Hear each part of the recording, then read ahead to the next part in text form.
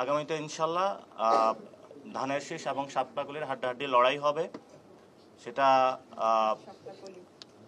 এবং সেখানে আপনারা দেখেছেন যে ধানের শীষ এবং কলি দুইটার মধ্যে ইনশাল্লাহ হাড্ডাহাড্ডি লড়াই হবে। আমরা একটি স্বাধীন ইসি প্রতিষ্ঠার জন্য দীর্ঘদিন লড়াই করে যাচ্ছি। এর মধ্যেই আপনারা জেনেছেন যে ইসির যে তালিকা লিস্টগুলো রয়েছে, যে প্রতীকগুলো নির্ধারণ করে থাকে তারা, সেটা সংশোধনের জন্য আমরা ফাইট করে যাচ্ছি। এখানে অযাচিত কিছু প্রতীক তারা আগে অ্যানলিস্ট করেছিল, ইতিমধ্যেই তারা বেগুন, খাটকলা এগুলো বাদ দিয়েছে এবং নতুন কিছু প্রতীক তারা অন্তর্ভুক্ত করেছে।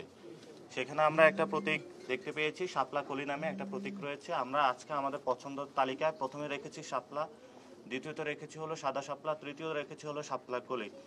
অর্থাৎ আমাদের প্রার্থিত প্রতীকের মধ্যে যদি কোনো অন্য দল আবার এটার জন্য আবেদন করে তাহলে শাপলা কলি নিয়ে একটা সিমিলারিটিস তৈরি হবে। সেই জন্য হলো আমরা এটা আবেদনের মধ্যে আজকে দিয়ে রেখেছি। তবে আমাদের পছন্দের প্রথম জায়গাটা আমরা রেখেছি শাপলা, দ্বিতীয় রেখেছি সাদা শাপলা, তৃতীয় রেখেছি শাপলা কলি।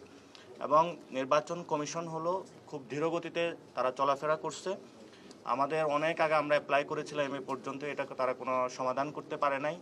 তো আমরা তাদের কাছে আহ্বান জানিয়েছিলাম দ্রুত গতিতে এই বিষয়ে সমাধান করে। আমরা ইলেকশনের ডামাডোল অলরেডি বাংলাদেশে শুরু হয়েছে। আমরা ইলেকশনের ফেজের মধ্যে যেতে চাই এবং ফেব্রুয়ারি ইলেকশনটা যাতে সুন্দরভাবে বাস্তবায়ন হয় আমরা অংশগ্রহণ করতে চাই।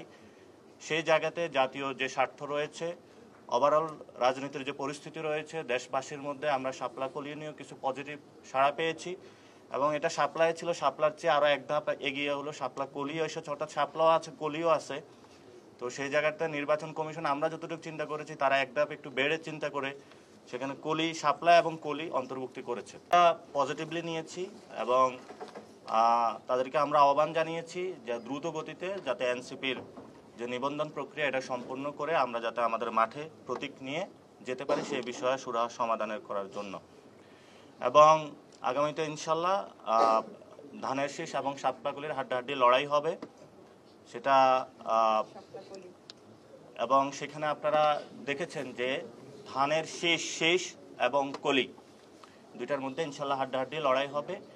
এবং বাংলাদেশকে যে বহুদলীয় গণতন্ত্র থেকে বের করে, যেটা ৭২ সালে পরে হয়েছিল, বাকশাল কায়েম করা হয়েছিল, বর্তমানে বহুদলীয় গণতন্ত্রের বিপরীতে গিয়ে বাংলাদেশে একটি দল একদলীয় গণতন্ত্রের নামে একদলীয় শাসন ব্যবস্থা করার প্রচেষ্টা চালাচ্ছে এবং সেই প্রচেষ্টার অংশ হিসাবে তারা ইতিমধ্যেই বিভিন্ন দলকে নিজেদের প্রতীক বিক্রি করার জন্য, নমিনেশন বাণিজ্য করার জন্য তারা ইলেকশন কমিশন সংস্কারের নীতিমালা নিয়ে যে উদ্যোগটা নিয়েছে সে উদ্যোগের বিপরীতে গিয়ে সরকারের সাথে বিভিন্ন নেগোসিয়েশন, বোঝাপড়ার আন্ডারস্ট্যান্ডিংয়ের ভিত্তিতে যাচ্ছে।